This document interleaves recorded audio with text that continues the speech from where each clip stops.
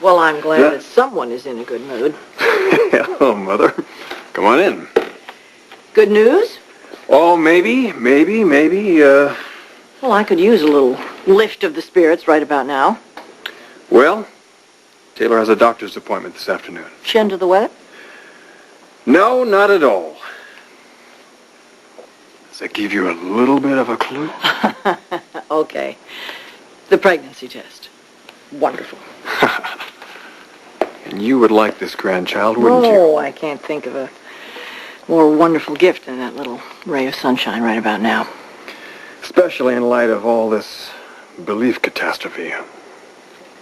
You know, it's the idea of Brooke and accountants and Connor going through all of the company papers. I mean, that's really upsetting to me.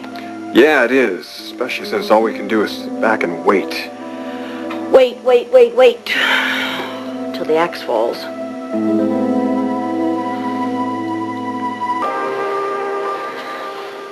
I want to tell you about a conversation that I had with Sheila.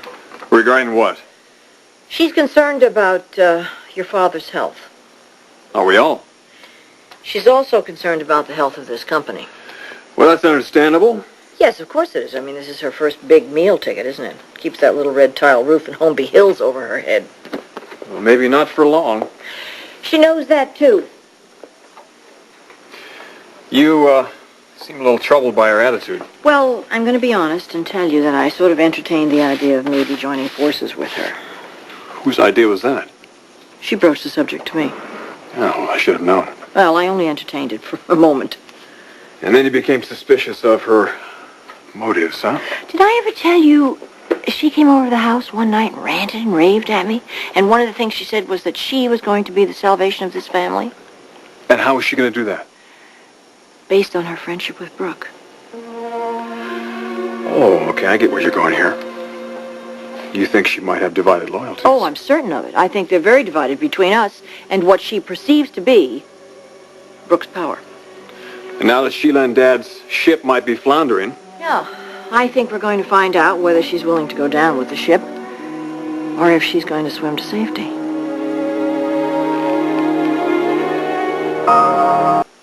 You still don't trust Sheila? Oh, about as far as I can throw her. I'm glad you brought this up.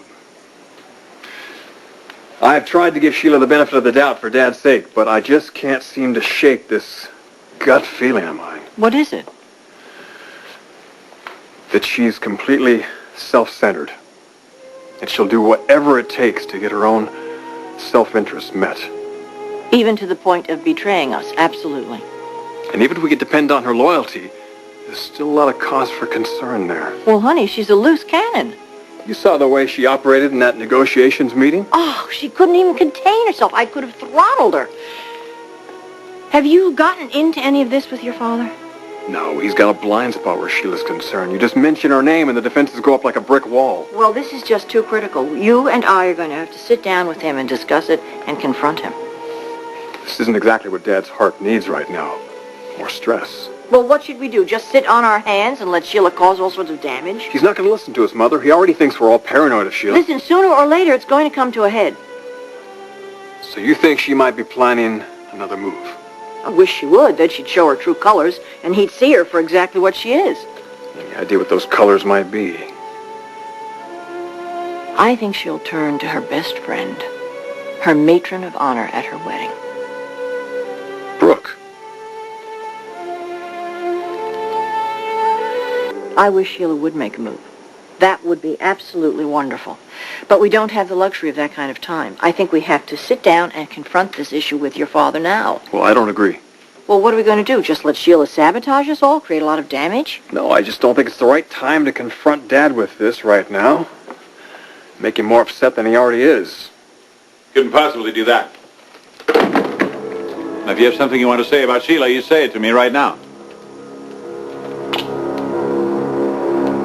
How long were you standing there? Long enough. After all this time, you two still don't trust Sheila. No, I'm sorry. That's just the truth of it. Maybe we should talk about this some other time. No, let's talk about this now. Only if you promise that you'll really listen to what we have to say. Listening to the two of you bash Sheila has become kind of old hat, hasn't it? Dad, we had concerns about Sheila before you two were married, and we still have them. Those concerns are even more significant now. Because there's so much more at stake here.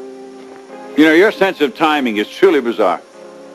We should be pulling this family together. You're pulling us apart. Are you just going to stand there and lecture, or are you really going to listen to what we have to say? Please, enlighten me. I am very concerned, as is Ridge, that Sheila has too strong a voice in company policy. Oh, well, that's ridiculous. Is it, Dad? Rich, she's not a member of the board. She has no voice in company policy. Oh, no? She has opinions. She has a very great influence over you, Dad. An undue influence. Look, I run this company, nobody else. I will admit that Sheila is a strong-willed woman and that she wants to be involved. It's because she cares. What about? About me. And about this family. There's more here than meets the eye, Eric. Oh, once again, we're going with the idea that Sheila married me for my money. I think she loves you in her own way. But I think she loves your money just That's as much. enough, Stephanie. You're far too quick to pass judgment on my wife. Listen, Dad, with all due respect here, Sheila was the company nurse.